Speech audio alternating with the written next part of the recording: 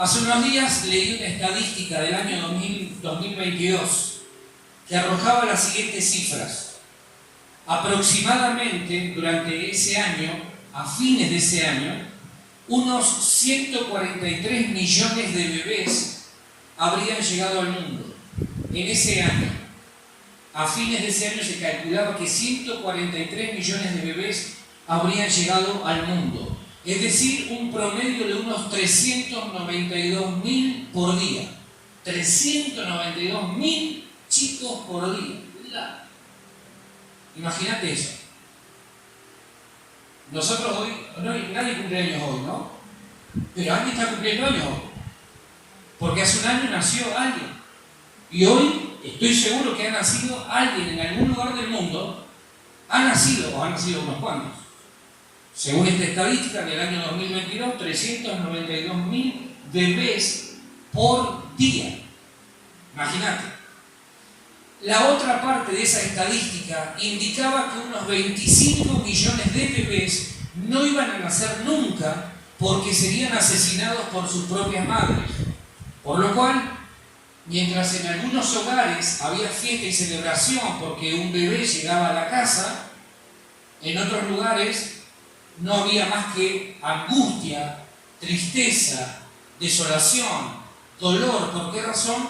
Porque un bebé que se suponía que tenía que llegar a ese hogar nunca iba a ser conocido. Producto de una mamá que tomó una decisión, quién sabe por qué, de quitarle la vida a ese niño. Ahora, a pesar de todos esos números que te mencioné, hubo un bebé cuya existencia fue planificada y profetizada debidamente, cuidada y resguardada totalmente, para que no ocurriera nada que no debiera suceder. Fueron muchos los que hablaron acerca de ese niño y su rol en la historia humana. Fueron muchos los que hablaron a futuro acerca de lo que ese bebé tan particular y tan especial, tan controversial, tan polémico, generaría en la vida del ser humano. ¿Y por qué digo polémico? Porque hasta el día de hoy se debaten un montón de cosas a lo largo y ancho del mundo acerca de la vida, del nacimiento, de la existencia de Jesús. Hasta el día de hoy hay polémica. ¿Será verdad que nació como nació? Por ejemplo. Pero todos nosotros, por el testimonio bíblico, sabemos que es verdad. Sabemos que hubo un momento donde ese bebé del que se habló tomó forma humana. El Hijo de Dios, el Dios profetizado a lo largo de los siglos y de las generaciones, hace más de 2000 años, tuvo forma humana, adquirió forma humana, se incorporó, es decir, tuvo un cuerpo físico, humano, semejante al tuyo y al mío, con el que pudiera verse al Padre. ¿Sí? Entonces, nosotros sabemos que ese niño, ¿cómo se llamaba? O se llama Jesús. Jesús significa Salvador. Cristo significa Mesías o ungido. Jesús significa Salvador. Cristo significa Mesías o ungido. Su llegada al mundo tuvo connotaciones muy diferentes a las de cualquier bebé. No nació como lo hace el resto de los bebés. Su gestación fue totalmente diferente, entre otros condimentos. Por eso decimos que el nacimiento de este bebé llamado Jesús fue sumamente polémico, controversial. No solo entre aquellos que nada tenían que ver con su pueblo, sino también entre los de su propio pueblo. Aún entre su familia. La familia muchas veces no entendía bien qué estaba pasando. Familia, digo, que le tocó biológica, ¿no? Entre comillas, biológica. ¿Sí?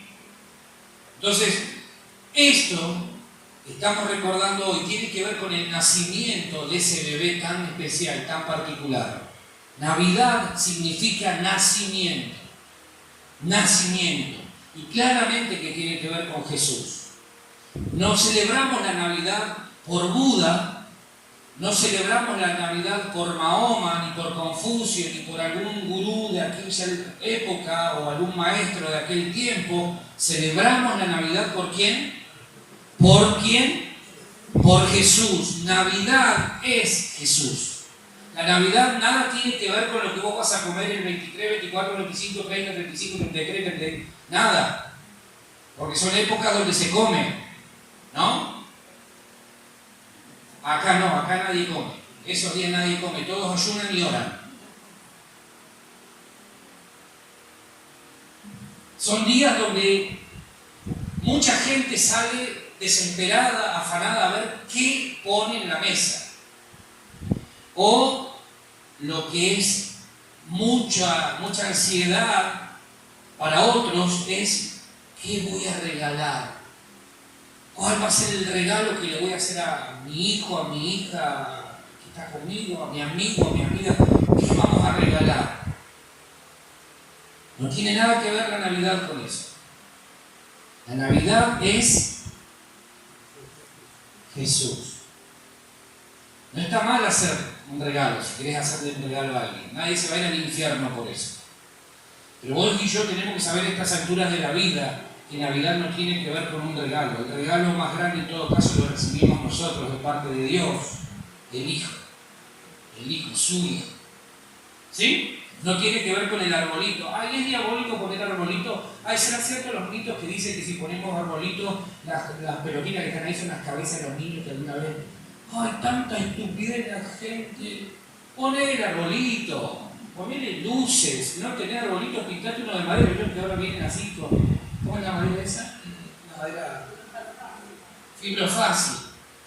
No sé, ahí le pegó una pintada, ponele que Dios bendiga a mi pastor, feliz Navidad. Pero hay gente que se da tanta manija con esas cosas que no termina celebrando, entonces después, claro, se agarran a las piñas entre los familiares.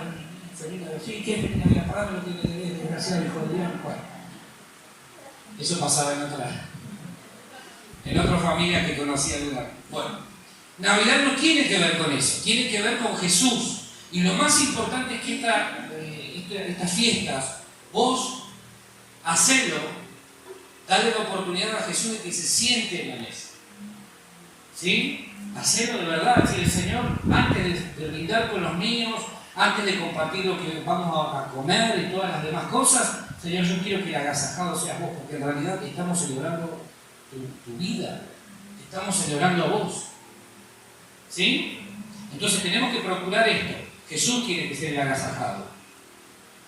Esto es como que en el momento de tu cumpleaños el regalo se lo dan a otro. Es decir, pero yo soy el de cumpleaños, ¿por qué le están regalando al otro? Bueno, imagínate que vos, en esta época de Navidad, quieras agasajar a otros antes de agasajar al Rey, a Jesús. Señor, quiero que vos seas el agasajado en esta mesa.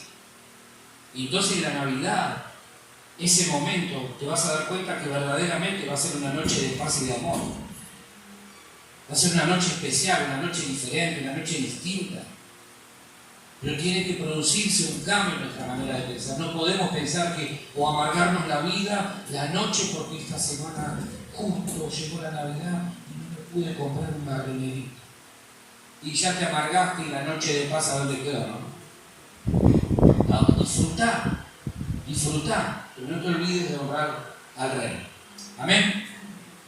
Vamos a comenzar, porque todavía no comencé ya de la introducción, hablando de las crónicas de Navidad.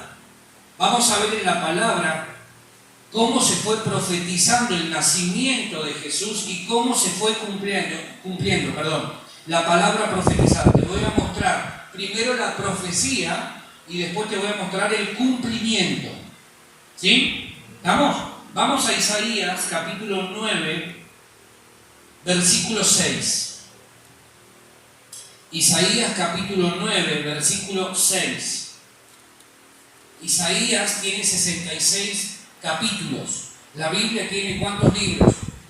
66. Isaías fue el profeta que más habló de ese Mesías, de ese niño que habría de nacer. ¿Sí? Así que tiene mucha autoridad en esta tarde Isaías para hablarnos de ese niño. Isaías capítulo 9, versículo 6 dice: porque un niño nos es nacido, hijo nos es dado, y el principado sobre su hombro, autoridad, y se llamará, dice, su nombre, admirable, consejero, Dios fuerte, Padre eterno, príncipe de paz. Vamos a ir desglosando paso por paso. Isaías dice, porque un niño nos es nacido. Isaías está hablando de un niño que habría de nacer, o acá él lo escribe en tiempo pasado, nos es nacido. ¿Sí? Entonces, él está hablando de un niño. Te acabo de decir que nacen aproximadamente por día casi 400.000 niños, dije, ¿no? Entonces, si yo quiero encontrar a Jesús, síganme en este relato. Si yo quiero encontrar a Jesús, viene el profeta Isaías y me dice, va a ser un niño que va a nacer. No va a ser un ángel, no va a ser un hombre adulto, va a ser un niño. Y yo digo, pero Isaías no me está dando mucha referencia, nacen 400.000 niños por día. ¿Sí? ¿Me siguen hasta ahí? Viene Isaías y le dice al pueblo de Israel, imagínate toda una nación, 12 tribus, toda una nación escuchando al profeta que dice, un niño nos es nacido.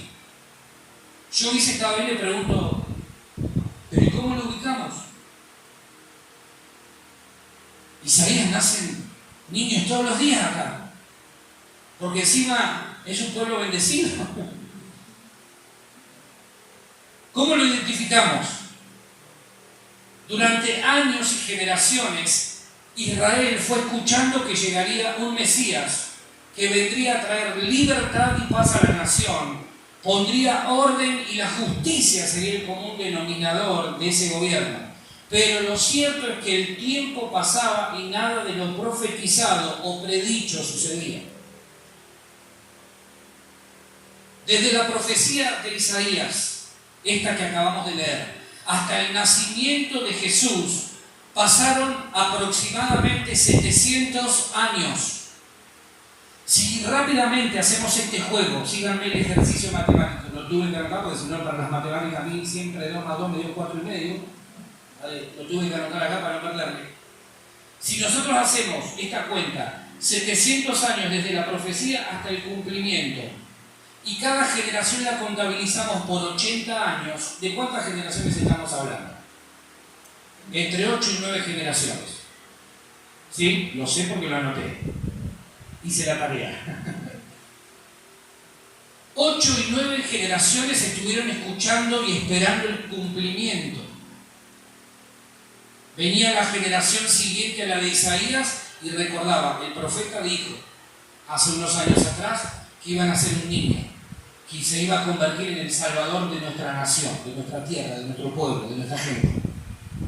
Pero no pasaba nada. Seguía avanzando el tiempo.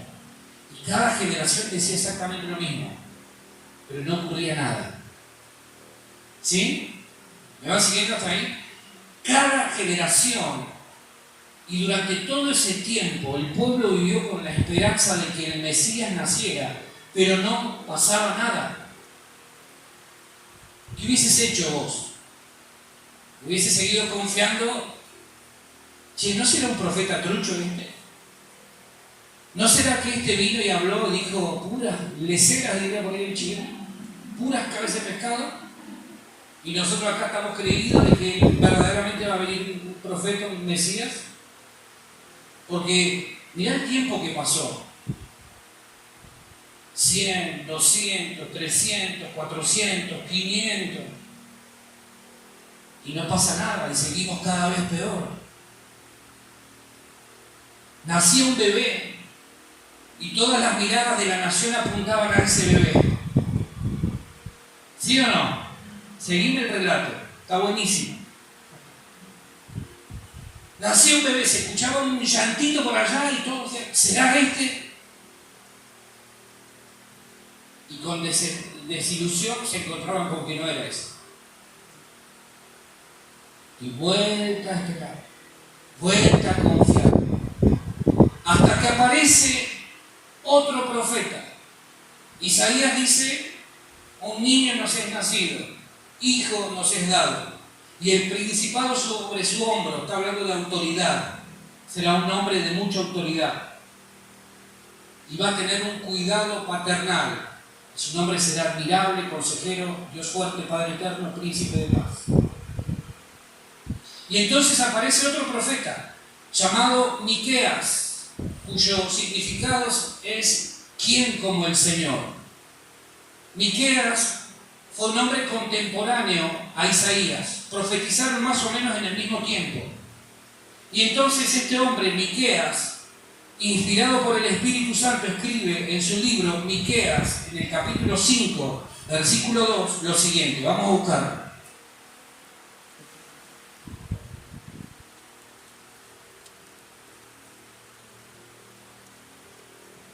Miqueas, capítulo 5, versículo 2. Dice el profeta, pero tú, Belén Éfrata, Belén significa casa de pan y Éfrata significa fructífera o fructífero, pequeña para estar entre las familias de Judá, de ti me saldrá el que será Señor en Israel, y sus salidas son desde el principio, desde los días de la eternidad. Ahora cambia la cosa, ya va tomando color. Vamos a graficarlo de esta manera, síganme los diferentes gráficos. Viene Isaías y dice un niño, habla de un niño. Nacían muchos niños y la mirada o las miradas de toda la nación estaban puestas en esos diferentes niños que iban naciendo. Pero no era un dato revelador en sí mismo, hasta ahí. Entonces ahora viene en la misma época del profeta Isaías un hombre llamado Miqueas, y Miqueas le agrega a la profecía de Isaías un dato mucho más revelador todavía. Porque esto es como si vos tuvieras la atención puesta en toda la Argentina. Van a ser un niño en Argentina, o decir Argentina, un niño. ¿Cómo hago para identificar a ese niño? Pero de repente viene otro profeta y dice, pero van a ser en Argentina, pero fundamentalmente los ojos de ustedes tienen que estar puestos en Río Negro porque van a ser en Río Negro. Ah, ya me sacaste 22, 23 provincias de encima. Ahora mis ojos, ¿dónde van a estar puestos? En Río Negro. Entonces cuando Miqueas viene y dice, pero tú, Belén Éfrata, de ti me saldrá el que será Señor en Israel, ¿qué creen que hacen los israelitas? Ya está, ¿qué me importa las demás tribus, las demás aldeas? Vamos a poner nuestros ojos en Belén. Así está. Porque si la profecía dice que va a salir de acá el que será Señor en Israel, listo, ¿qué me importa? Lo demás, bendecimos lo demás, pero vamos a mirar acá. ¿Sí? ¿Me van siguiendo hasta ahí? Entonces tenemos dos datos. Isaías dice, será un niño. Y el segundo dato que tenemos es que Miqueas dice, va ese niño, el que habló Isaías, va a nacer ¿dónde? En Belén. En Belén. ¿Sí? Dos datos importantísimos. ¿Por qué? Porque entonces nosotros empezamos a partir de esas profecías a ir siguiendo la huella que nos va a depositar. ¿Dónde? En Belén, en el pesebre, donde finalmente va a nacer el profetizado. ¿Sí? Ahora, te dije, Isaías habla de un niño. No habló de un adulto, no habló de un ángel, no, habló de un niño. Y dice, hijo nos es dado, porque un niño nos es nacido y un hijo nos es dado. Y el hijo que nos es dado no era cualquier hijo, no era el hijo del vecino, era el hijo de Dios. ¿Sí? Ese fue el hijo que nos fue dado como salvador de la humanidad, mayormente de aquellos que hemos creído en él. El hijo de Dios fue la ofrenda perfecta para cancelar la deuda que nosotros manteníamos con el Padre. Es decir, el Padre fue el que proveyó absolutamente todo, nosotros no hicimos nada. ¿Hasta ahí me van siguiendo? ¿Se va entendiendo hasta ahí? ¿Sí? Ahora vamos a ver el cumplimiento de lo citado por estos dos profetas. Mateo capítulo 2. Mateo capítulo 2, versículo 1.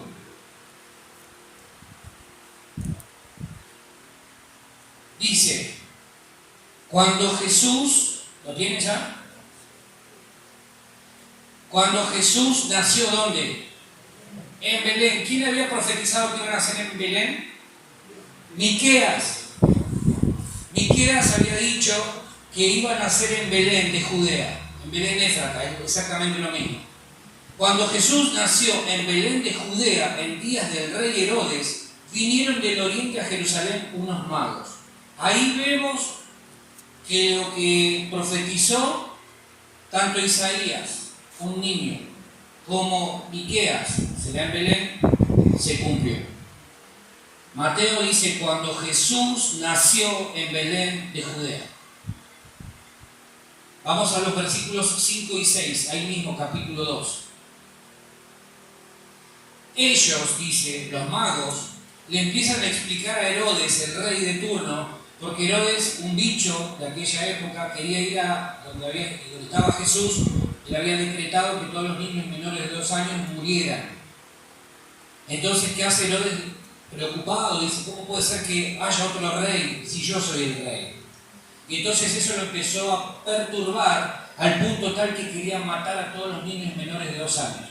Entonces, ¿qué hace Herodes? Le dice a los magos, díganme, cuéntenme dónde está ese niño que ha de nacer, porque yo también quiero ir a adorarle.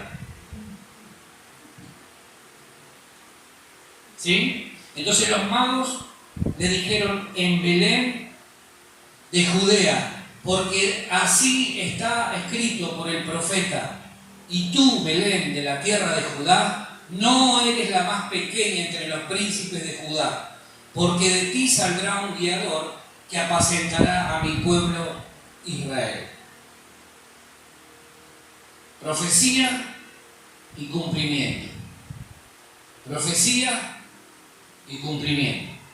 Eso es lo que sucede cuando hay una profecía que viene de parte de Dios. Cuando hay una palabra que sale de la boca de Dios como un anticipo de lo que va a suceder. ¿Sí? ¿Me siguen? Esa es la precisión que hay cuando es el Espíritu Santo el que une a dos personas que, aunque fueron contemporáneos, profetizaron acerca de lo que iba a ocurrir 700 años después. No al día siguiente, 700 años después. 9, 8 y 9 generaciones pasaron hasta que lo profetizado se materializó en la persona de Jesús. ¿Sí? ¿Se va entendiendo? Entonces, profetizar no tiene que ver con hablar algo, sino con expresar y manifestar lo que el Espíritu de Dios habla. Profetizar tiene que ver con hablar lo que Dios habla. Y toda profecía bíblica apunta ¿a quién? ¿A quién? A Jesús. Díganlo sin miedo.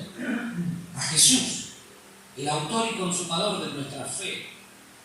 Profecía es hablar con fe antes de que las cosas sucedan. Pro fe es hablar no lo que yo quiero que suceda, sino lo que Dios me está dando para hablar antes de que las cosas sucedan, pero dándolas por hecho. Eso es profetizar. Es anunciar antes de que las cosas ocurran lo que para Dios ya es un hecho consumado. Cuando yo te digo que Dios ya preparó todo para que en el 2026 vos tengas un año de bendición, está en vos si lo tomás o no. Pero Dios ya determinó cosas para el próximo año, para tu vida. Entonces, lo que yo te estoy diciendo es una profecía, porque estoy hablando de lo que para Dios ya es una realidad de los cielos. No te estoy tirando al azar. Ahora, ¿de qué va a depender lo que suceda el próximo año en tu vida y en la mía? De que nosotros nos alineemos a esa palabra dada. Entre otras cosas, Israel yo creo que tardó 700 años en ver el cumplimiento del Mesías, del nacimiento del Mesías, entre otras cosas por su desobediencia y rebeldía permanente. Por eso pasaban los profetas y les decían: Israel, volvete a Dios, arrepentite. Israel seguía en la suya. Por eso también demoró tanto tiempo, entre otras cosas, ver el cumplimiento de la promesa de Dios. El Evangelio de Mateo certifica lo que los profetas citados anteriormente anunciaron que habría de suceder. Nacería un niño que sería el Mesías que Israel esperaba. Todavía a día de hoy hay gente que no cree en Jesús. Por eso el pueblo judío va por el año 6000 casi, 5800 y monedas. Porque todavía no creyeron, no creen que Jesús ya vino una primera vez. Nació en Belén. No creyeron. Para nosotros los que hemos creído, sabemos que su próximo regreso será para llevarnos con Él. Ya no va a volver como vino la primera vez. ¿Sí? Entonces, este es el punto de partida o inicio de la humanidad de Jesús. Quiero que me sigas en esto. ¿Jesús era quién? El Hijo de Dios. ¿Era? Dios. Era Dios. ¿Sí? Era Dios mismo. O sea que divinidad ya tenía. Pero cuando Jesús nace, adquiere la parte humana que no tenía. ¿Sí? ¿Me siguen hasta ahí? Él siempre estuvo presente como Dios. Pero para ser dado como la ofrenda perfecta por nuestros pecados, necesitaba que se le añada a su vida la parte humana. Entonces ahora sí, como humano, entre los humanos iba a poder mostrarnos el camino al Padre. Entre otras cosas, viviendo sin pecado, marcándonos y diciéndonos: es posible vivir sin pecado. Porque si hubiese solamente habitado entre nosotros con la parte divina, hubiese sido imposible que nos mostrara a los mortales que es posible para un mortal vivir sin pecado. Entonces, ¿qué hace Dios cuando permite que nazca, que sea engendrado? Lo que sucede es que le añade la parte humana. 100% Dios, 100% humano, hombre. ¿Sí? ¿Me siguen hasta ahí? ¿Seguro? ¿Se va entendiendo eso? Si no hubiese sido difícil que Él se pudiera identificar con nosotros en las mismas aflicciones. Y la Biblia dice que Él fue tentado en todo, pero sin pecado. Tuvo las mismas tentaciones que tenemos vos y yo. Y todas, toditas, todas, las mismas. Pero no pecó. Ser tentado no es pecado. El pecado es cuando cedemos a la tentación. ¿Sí? Entonces, ese es el niño del pesebre, nacido en un lugar impensado, inimaginado. El profetizado ahora estaba ahí en Belén. 700 años lo habían estado esperando, y más también. Y ahora estaba presente ahí. Ese es el valor que nosotros le tenemos que dar a las profecías, porque las profecías nos van situando en el escenario actual. Nosotros vemos lo que pasa en el mundo y por la palabra escrita nosotros podemos entender que somos una generación profetizada. El jueves decíamos que mal que nos pese, la maldad va a seguir aumentando. Tiene que suceder eso. Tiene que pasar. Entonces, cuando la maldad aumente, no nos rasguemos las vestiduras. No digamos: uy, mirá qué mal que está el mundo. Va a estar cada vez peor el mundo. Ahora, en lugar de fallecer en nuestra fe, de desalentarnos, lo que tenemos que decir: Señor, falta poquito. Va a seguir aumentando la maldad. Llegará un punto en que no va a haber espacio para lo que nosotros pensamos. Y llegará un momento en que, gracias al aumento de la maldad, Jesús va a aparecer frente a nosotros. Esa es una señal de los últimos tiempos, de los tiempos finales. La Biblia dice que habrá tiempos peligrosos. ¿Y sabés por qué hay tiempos peligrosos hoy entre nosotros? ¿O estamos viviendo tiempos peligrosos? Por la calidad de los hombres. Los hombres son peligrosos. Los hombres. Hombres peligrosos generan tiempos peligrosos. ¿Sí? ¿Se entiende? El apóstol Pablo, mirá lo que dice en 1 de Tesalonicenses 5:20. Hablando del valor de las profecías. 1 de Tesalonicenses 5:20 dice: no menospreciéis que las profecías, no menospreciéis las profecías. Cuando menospreciamos las profecías ocurren dos cosas. Número uno, nos quedamos sin brújula. No sabemos hacia dónde ir ni en qué lugar nos encontramos. Vos y yo tenemos que hacer la lectura espiritual en este tiempo y situarnos dentro del escenario profético para entender hacia dónde vamos.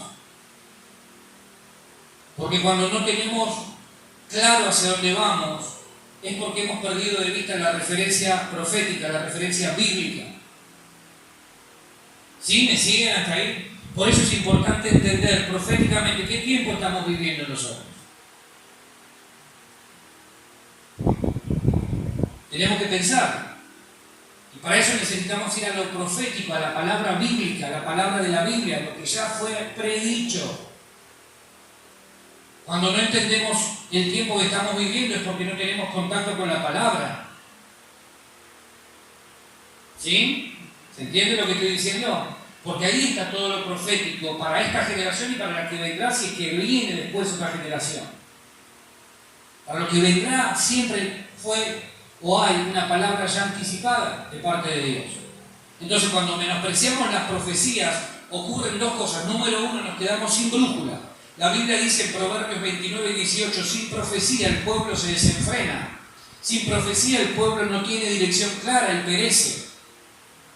Por eso es importante la palabra profética. Por eso es importante que yo te diga, volvé a la Biblia. Metete en la Biblia. Metete de verdad en la Biblia. Pero no para que la Biblia te diga lo que vos tenés ganas de escuchar, sino para entender bajo la influencia y la inspiración del Espíritu de Dios, que fue el que escribió, el que dictó cada palabra escrita ahí, qué es lo que esta generación necesita entender. ¿Sí? Sin profecía el pueblo se desenfrena. Lo segundo que ocurre cuando menospreciamos las profecías es que el Espíritu Santo se comienza a apagar en nuestro interior. ¿Por qué razón? Porque la profecía es el Espíritu de Dios anticipándonos lo que viene y apuntando nuestra vida, nuestro corazón hacia Jesús. Entonces, cuando yo menosprecio la profecía, estoy menospreciando a aquel que inspiró dicha profecía. Y el apóstol Pablo, no recuerdo si es en el versículo 19 o el 21, dice, no menosprecies la profecía, dice en el 20, no sé si en el 19 o 21 dice, no apaguéis el Espíritu, el 19. Entonces, una manera de contristar y de apagar el Espíritu Santo que habita en nuestro interior es cuando nosotros menospreciamos lo profético, las profecías. No sé qué tiempo estoy viviendo, tenés que saber qué tiempo está viviendo. Bíblicamente tenemos que situarnos en el escenario. ¿Sí? Porque si no, el Espíritu Santo se contrista cuando yo no importa. Siempre importa. Porque cuando yo entiendo el tiempo que estoy viviendo, lo que hace, lo que sucede dentro mío es que se desata una profunda inquietud y deseo de estar preparado para lo que viene. Entonces tenemos que tener cuidado con esto de menospreciar las profecías. Israel menospreció las profecías, por eso, entre otras cosas, pasaron miles de años. Yo te hablé de 700, partiendo de Isaías hasta el nacimiento de Cristo, de Jesús. Pero ¿y hacia atrás cuánto tiempo pasó? Muchísimo tiempo. Cada vez que vos y yo menospreciamos la profecía, lo escrito, lo dicho por Jesús, por el Señor, por Dios, el Espíritu dentro nuestro se apaga, se contrista. Amén. Entonces el Espíritu Santo que te fue dado que nos fue dado para guiarnos hacia Jesús se empieza a apagar. Y llega un momento que vos empezás a sentir como una pesadez dentro tuyo. Como si estuvieras triste vos. Pero esa tristeza no es humana, es espiritual. Es la tristeza que el Espíritu Santo siente por el menosprecio a la palabra dicha. Cada vez que vos y yo menospreciamos la palabra dicha o hablada por Él, el Espíritu Santo dentro nuestro empieza a hacer esto. Se apaga. Se apaga. ¿Sí? El apóstol Pablo dice, no contristes o no contristéis al Espíritu de Dios, con el cual fuisteis sellados para el día de la redención, Efesios 4:30. Entonces, cuando menospreciamos la palabra, cuando no la tomamos en serio, cuando pensamos, bueno, esto es para el otro, pero para mí no tiene nada que ver, entonces el Espíritu Santo en nuestro interior empieza a apagarse, se empieza a contristar. Y vos sentís dentro tuyo como si tuvieras un nudo. No es tristeza humana, es la tristeza del Espíritu de Dios, que siente el rechazo hacia la palabra. ¿Sí? ¿Me siguen hasta ahí? Por eso Dios se apartó de Israel en reiteradas ocasiones, porque veían el rechazo permanente hacia la palabra dada, hacia la palabra que Dios les daba. Vamos a avanzar con otro detalle profético, Isaías capítulo 7, versículo 14. Isaías capítulo 7, versículo 14. Dice, por tanto el Señor mismo os dará señal. He aquí que la Virgen concebirá y dará a luz un hijo y llamará su nombre Emmanuel. Isaías 7:14. Isaías menciona que una virgen concebirá al niño que nos es nacido o que nacerá, y al hijo que nos es dado o nos será dado, y cuyo nombre, ¿cómo será? Emmanuel. ¿Alguien sabe qué significa Emmanuel? Lo acabo de leer recién ahí. Dios con nosotros. Ese es el nombre de Matías. Matías Emmanuel. El Dios con nosotros. Un nombre profético. Siempre procuré que los nombres de mis hijos tuvieran algo profético. Yo me apropié de esa verdad del pueblo judío. El pueblo judío sabía que cada nombre que elegían para sus hijos tenía un significado profético. Yo podría haberle puesto Lionel Andrés, Julián, no sé cuál es el segundo nombre de Julián Álvarez, Marcelo Daniel. Yo dije, yo les voy a poner un nombre profético. Matías Emmanuel. Entonces, ¿sabes qué pensé? Dije, el día que estén en dificultades, no va a hacer falta que lean la Biblia, van a recordar que su papá y su mamá eligieron nombres proféticos. Matías, el regalo de Dios. Eso significa Mateo, Matías. Emmanuel, Dios con nosotros. Y así con cada uno de ellos. ¿Por qué? Porque lo profético tiene un peso muy grande en la vida del ser humano. Cuando el ser humano lo entiende, cuando se le rompe la cabeza y entiende lo que significa lo profético, lo espiritual, vos estás marcando su vida. No se van a dar cuenta ellos. Yo voy a estar ya tomando mate con Pedro en el cielo y ellos van a seguir acá en la tierra probablemente y se van a... No. Y cuando tengan algún conflicto, ¿sabés qué van a recordar? Dios con nosotros. Dios con nosotros. Esto tenés que enseñarlo. Los que en algún momento vayan a ser papás, pongan un nombre profético, un nombre grosso, así, no un nombre de moda. No un nombre de moda, un nombre profético. Jesús, el Salvador, le van a poner ese nombre. Emmanuel, Dios con nosotros. Amén. Entonces tenemos que utilizar esta parte espiritual. Mirá lo que dice Mateo 1.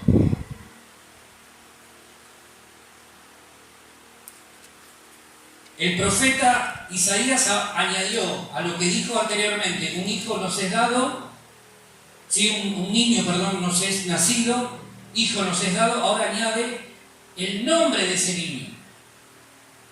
Es fantástico esto. Ya tenemos que va a ser un niño, tenemos el lugar donde van a nacer, tenemos el nombre, sabemos cómo va a ser la cualidad distintiva de la madre. Ya va tomando forma esto, está bueno. Mirá lo que dice Mateo 1, 18 al 25. Dice, el nacimiento de Jesucristo fue así. Estando desposada, el desposorio para el pueblo judío es una etapa previa al matrimonio. Ya eran casi como marido y mujer, pero faltaba un pasito.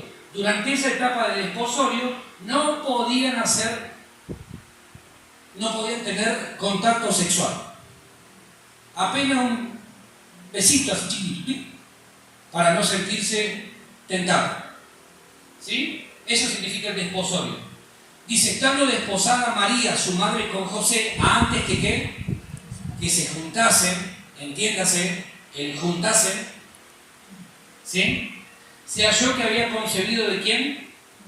Del Espíritu Santo. Versículo 19. José, su marido, como era justo y no quería infamarla, quiso dejarla.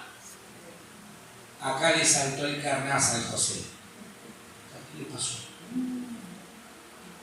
Y claro, porque imagínate todas las miradas en quién iban a estar ahora.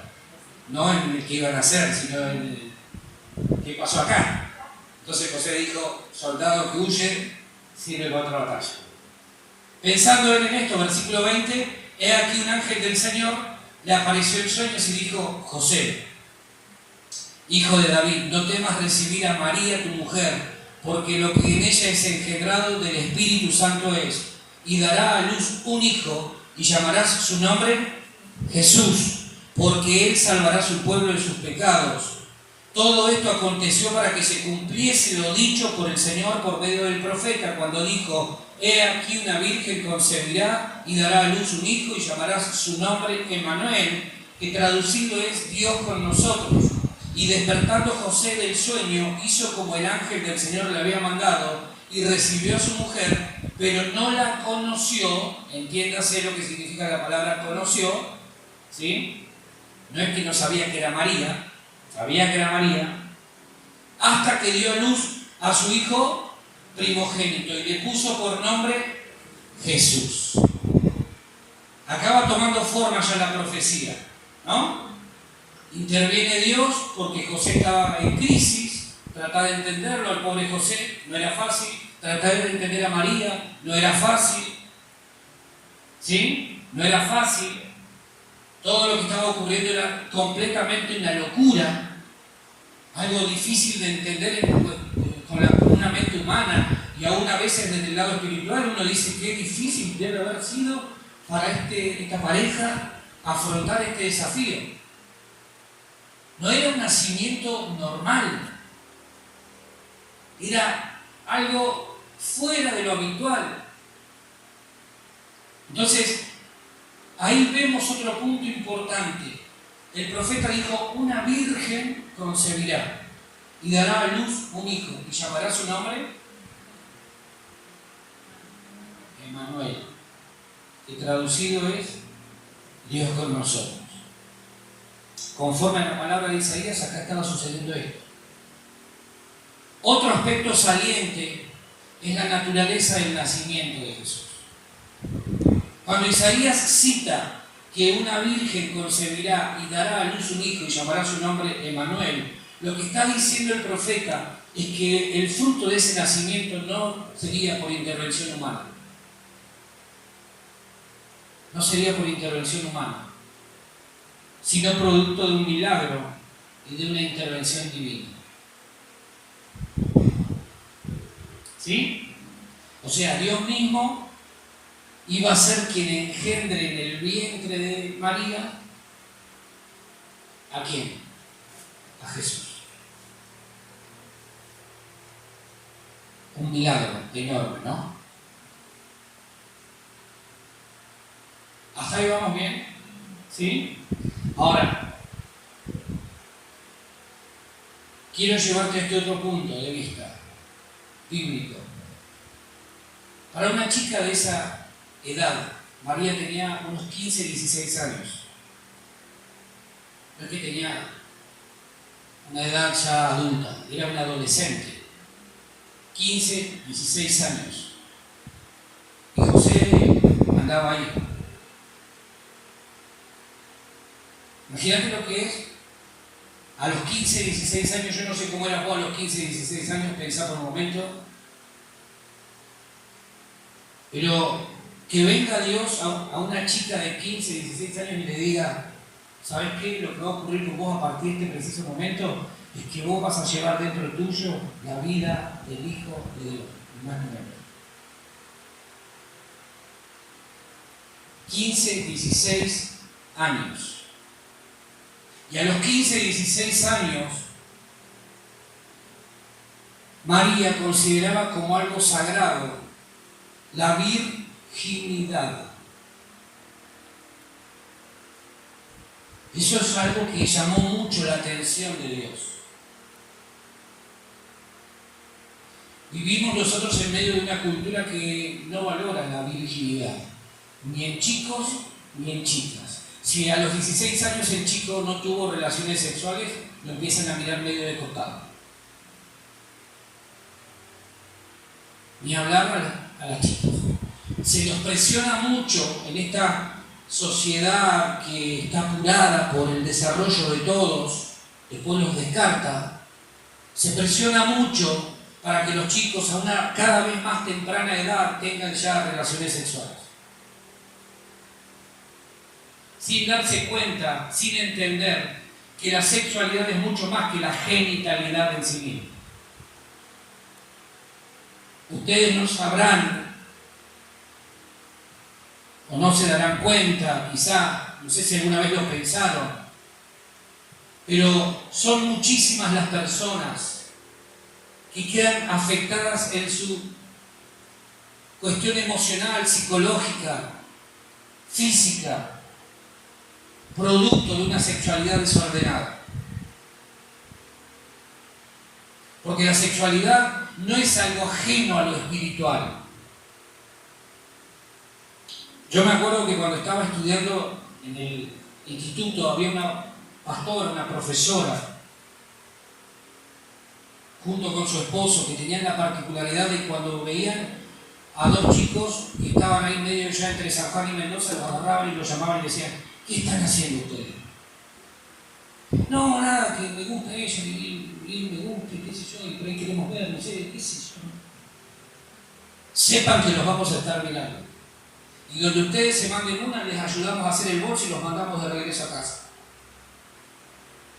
Y ella siempre, esta mujer siempre nos decía, el marido era más tranquilo. Ella era más exclusiva y solía decirnos siempre, la sexualidad puede arruinar todos los planes que Dios tiene para con tu hija. Porque la sexualidad no es solamente una cuestión genital. No podemos nosotros como hijos de Dios reducir la sexualidad a una cuestión genital. Es integral lo que sucede en el ser humano con un área tan importante como esta. Y hay traumas y hay situaciones difíciles que muchas veces quedan en la vida de la persona. ¿Por qué? Por no haber entendido que la sexualidad no tiene que ver solamente con él. Entonces, una de las cosas que nosotros siempre decimos, y yo me recaliento cuando alguien viene y le dice a los chicos, ¿tenés noviecita? Yo ahí me empiezo a transformar y cuento hasta 1000 porque soy capaz de olvidarme de ciertas cosas. Porque eso es presionar y es querer hacerlos quemar etapas para las cuales en algún momento van a estar preparados. Pero mientras tanto siempre les digo a mis hijos, ustedes dedíquense a hacer lo que hoy tienen que hacer. Que la gente diga lo que se les cante. Y entre nosotros acá tenemos que cuidar a nuestros chicos. No meterles presión. Y tener noviecito no es momento. Hasta los 55 no es momento. Sí, 55 está bien, pero ya no me va a dar el cuero para defenderme, entonces 55. Pero tenemos que tener mucho cuidado con esto de presionar para que tengan novios, para que tengan noviecitas, noviecitos. Dejemos que ellos crezcan. Dejemos que crezcan tranquilos. Enseñémosle a cada uno de ellos el valor que tiene una sexualidad. El mejor regalo que un hombre le puede hacer a una mujer, ¿sabes cuál es? Un par de rosas, un bombón. No, el mejor regalo que un hombre le puede hacer a la mujer con la que decidió casarse es su sexualidad. Deja haberse cuidado. No, no te confíes, eso del macho. Yo soy macho. Y todas para atrás mío. Mentira. La policía te está buscando, ¿no? O viceversa, esa mujer que a veces se muestra como la femme fatal, ¿viste? Todos los tengo ahí. Hago así. Te quiero ver en 15 años donde estás. Te quiero ver a la vuelta de la vida donde estás. ¿Cuánta gente muere producto de una sexualidad desordenada? Hombres, mujeres. Entonces Dios la ve a María y dice, una virgen. Me gusta la vida de María, me gusta José. Porque José no es un afeminado porque todavía, a pesar de que está viviendo con María, no tuvo relaciones. José es un macho de verdad. Es un hombre, sabe respetar. Tenemos que valorar este tipo de cosas. Tenemos que volver a incorporar en las familias este valor que para Dios es tan importante. Porque la virginidad no es una cuestión solamente genital. Tiene que ver con la pureza. Tiene que ver con la santidad. Tiene que ver con los valores que nosotros hemos manejado. Amén. Algunos salvajes solamente le dicen a los hijos, bueno, mi hijo, si va a salir, usted sabe lo que tiene que hacer. Cuídese, póngase alguna cosita. Ese es el consejo que le dan. Como que el pibe después, o la piba, no va a tener problemas después de su psiquis. Entonces tenemos que después lidiar con una generación llena de traumas, con una generación llena de problemas, de inseguridad, de una estima allá por el piso. ¿Por qué? Porque mal o menospreciamos lo que a los ojos de Dios es de mucha importancia, de muchísimo valor. No se habla mucho de esto en las familias cristianas. Las familias cristianas se sientan a la mesa y muchas veces suelen hablar de varios temas, pero nunca, sobre todo si hay adolescentes, no se habla de esto. Porque ya les va a tocar, en algún momento lo van a entender. La vida, vos sabés que en algún momento la vida te pone cara a cara. Entonces, sálvese quien pueda. No vienen a la iglesia los problemas. Y vos querés hablarle a los chicos, a esos chicos, me estoy tomando un tiempo, yo sé que me estoy tomando un tiempo para hablar de esto. Pero después, esos chicos, les hablas de sueños, de metas, de proyectos, y no pueden salir del trauma que tuvieron por haber mal utilizado la sexualidad. Entonces tenemos que volver a recuperar este tipo de valores dentro de la iglesia y en las familias.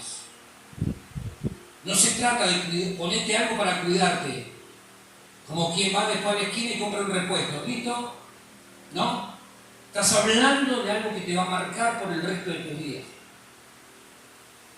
Y en la gente adulta muchas veces, ¿sabes por qué cuesta disfrutar de la sexualidad? Porque si hubo un trauma previo, después en el matrimonio cuesta mucho disfrutar de la sexualidad.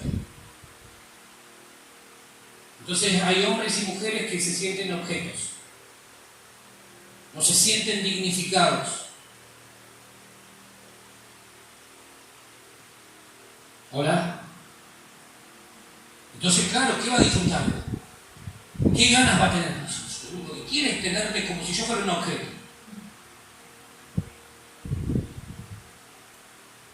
Y entonces no hay, ¿sabes qué viene después? Crisis, problemas, complicaciones. Porque no se habla de sexualidad en las familias cristianas. ¿Quién sufre después las consecuencias? La iglesia. Cuando la iglesia quiere avanzar, quiere proyectarse, se encuentra con que hay un montón de problemas antes que resolver. Primero hay que resolver el mundo interior de cada persona, de cada familia, de cada matrimonio, y después ver si avanzamos o no.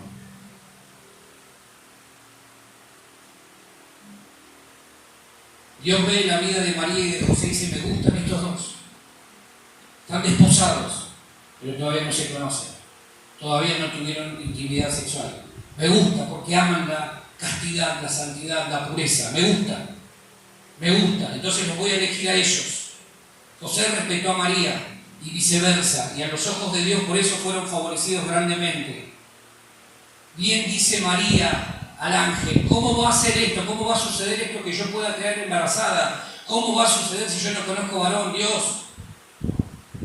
Ahí entró en crisis María y dice, ¿cómo puede ser?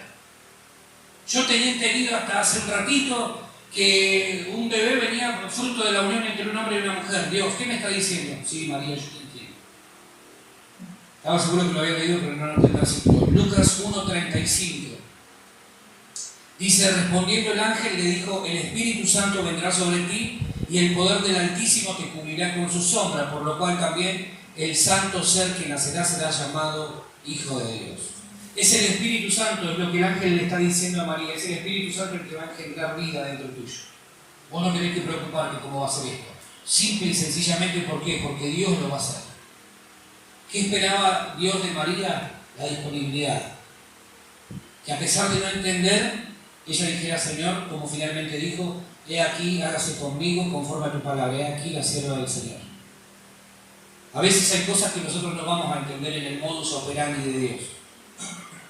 Pero lo que Dios va a buscar una y otra vez es, ¿estás dispuesto? ¿Estás disponible? ¿Puedo contar con vos para llevar a cabo mis planes? Aunque no los entiendas.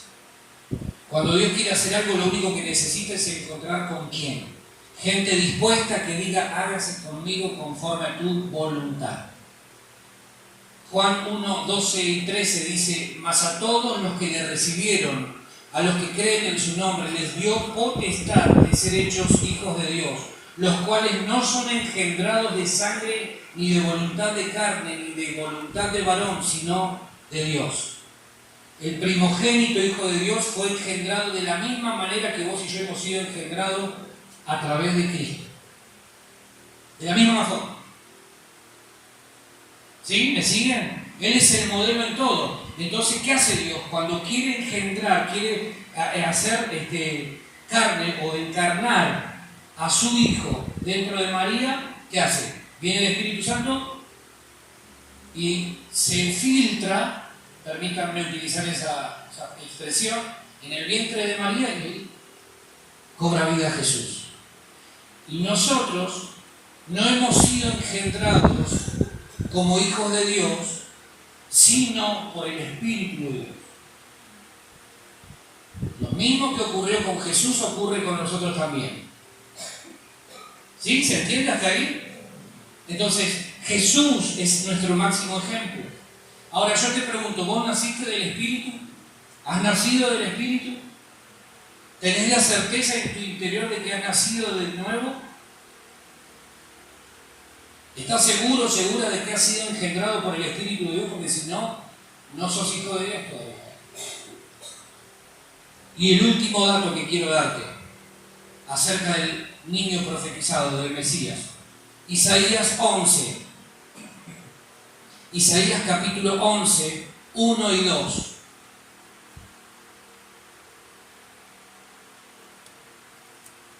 Dice, Isaías 11, 1 y 2 dice, saldrá una vara del tronco de Isaí y un vástago retoñará de sus raíces y reposará sobre él el espíritu de Jehová, espíritu de sabiduría y de inteligencia, espíritu de consejo y de poder, espíritu de conocimiento y de temor de Jehová. Dos aspectos más que Isaías señala. Número 1, hablando del niño, dice, saldrá una vara del tronco de Isaí. ¿Quién era Isaí? ¿El padre de quién? De David. El padre de David. Lo que está diciendo el profeta es que el niño va a salir de la simiente de Isaí, de David, y de todos los que habrían de venir. Esa iba a ser la línea genealógica que se iba a desarrollar hasta llegar al Mesías. ¿Sí?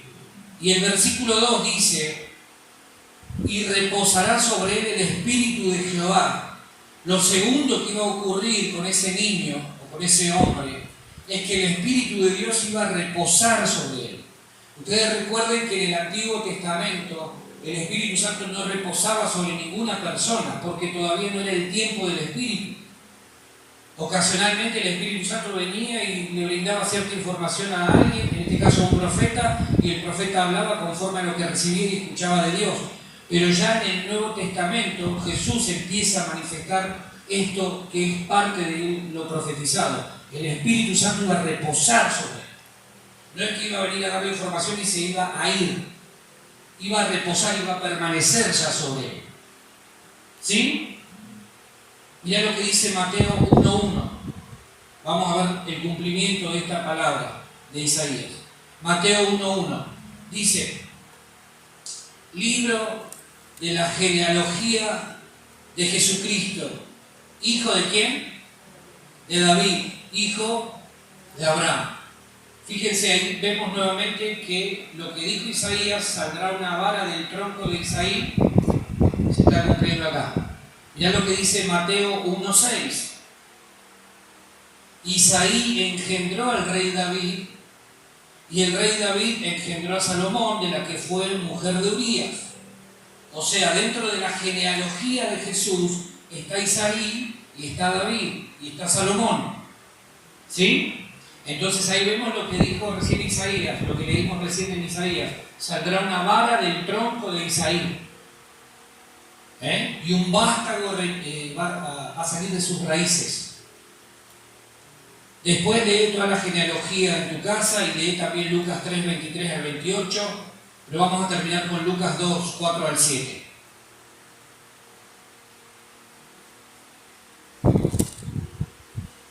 Lucas capítulo 2, del 4 al 7 dice: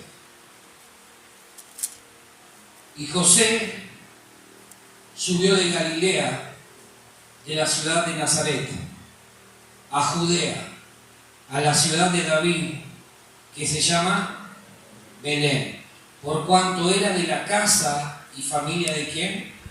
De David, para ser empadronado con María su mujer, desposada con él, la cual estaba encinta. Y aconteció que estando ellos allí, se cumplieron los días de su alumbramiento, y dio a luz a su hijo primogénito, y lo envolvió en pañales, y lo acostó en un pesebre, porque no había lugar para ellos. ¿Dónde? En el mesón. O sea, el niño profetizado, el Mesías, previamente profetizado y predicho por tantos hombres de Dios, ahora estaba ahí. Y lo primero que ocurre cuando él nace es que le dicen: acá no hay lugar para vos. Ya desde el vamos experimentó el rechazo. No hay lugar para vos acá. Vos vas a tener que ir a nacer en otro lugar, pero acá no hay lugar para vos.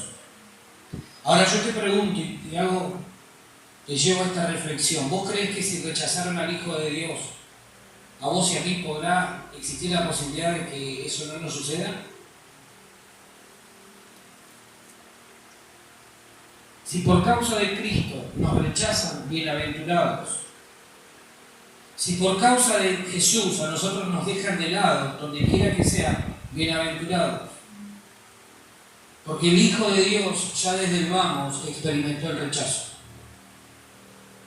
No hay lugar para vos. ¿Sí? Las crónicas también nos cuentan que ese niño nacido en Belén por obra y gracia del Espíritu Santo creció hasta convertirse en un hombre adulto y conforme a las profecías dadas. Fue crucificado en una cruz y habiendo muerto resucitó al tercer día por el poder del Espíritu Santo, quien lo levantó de entre los muertos. Siguen diciendo las crónicas que ese mismo Jesús que resucitó fue ascendido a los cielos y ahora permanece sentado a la diestra del Padre, abogando, intercediendo por los suyos, esperando la bendita orden del Padre que le indicará el momento exacto para regresar a buscar a los suyos, a aquellos que creyeron en Él y que no se avergonzaron de ser llamados hijos de Dios, aquellos que han nacido como Él por medio de su Espíritu, aquellos que no dejaron de proclamar y confesar su nombre, aquellos que militaron la fe conforme a las profecías. La Navidad es recordar que alguna vez en un pesebre olvidado en una aldea lejana y perdida por allí, el Hijo de Dios se hizo carne y habitó entre nosotros con el objetivo de mostrarnos nuevamente el amor de Dios, que nos recuerda que jamás Él nos ha olvidado. Hoy Dios sigue estando con nosotros, pero sobre todo en nosotros. Amén. Termino con esto. ¿Podrá el Señor hoy encontrar lugar en tu vida y en la mía para morar en esta Navidad? ¿Podrá Jesús volver a nacer en este día en nuestro corazón? ¿Podrá el Espíritu Santo encontrar disponibilidad en nosotros como para que su obra crezca y su fruto se manifieste sobre nuestra vida? ¿Podrá? Vamos a ponernos de pie, por favor. Dice tranquilo.